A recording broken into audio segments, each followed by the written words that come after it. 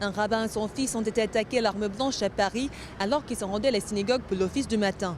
Leur agresseur, un déséquilibré d'origine iranienne, s'était évadé d'un hôpital psychiatrique à Lyon 2 semaines auparavant.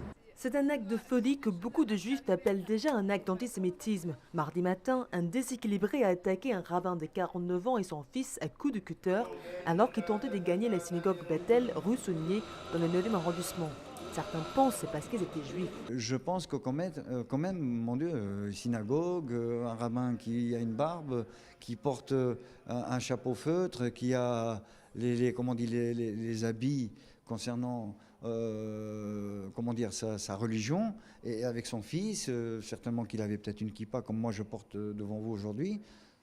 Alors quand même on se pose la question, surtout que la personne a dit ces termes avant de pouvoir passer à l'acte physique.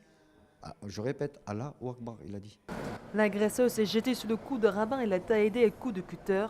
Le rabbin Philippe Barouk a subi des entailles profondes à la gorge, mais son pronostic vital n'est pas engagé, tout comme son fils qui n'a eu que de blessures superficielles.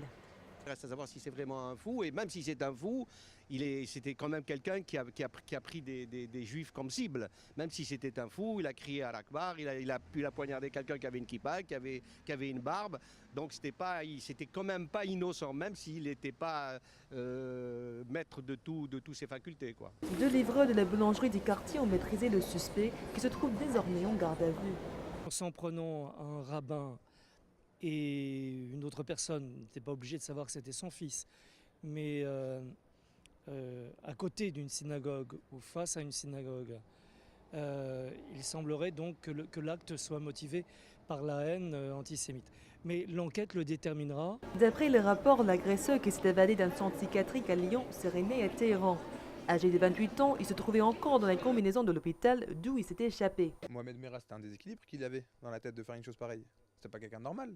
C'est pas parce qu'il n'était pas dans un hôpital psychiatrique qu'il est quelqu'un de normal. Il n'est pas parti voir une mosquée, etc. Donc on peut pas dire que c'est une attaque banale. L'agression a mis en émoi la communauté juive qui demande à la police de la traiter comme un acte prémédité d'antisémitisme. Même si l'agresseur était mentalement éteint, beaucoup de juifs estiment néanmoins qu'il a sciemment choisi sa cible.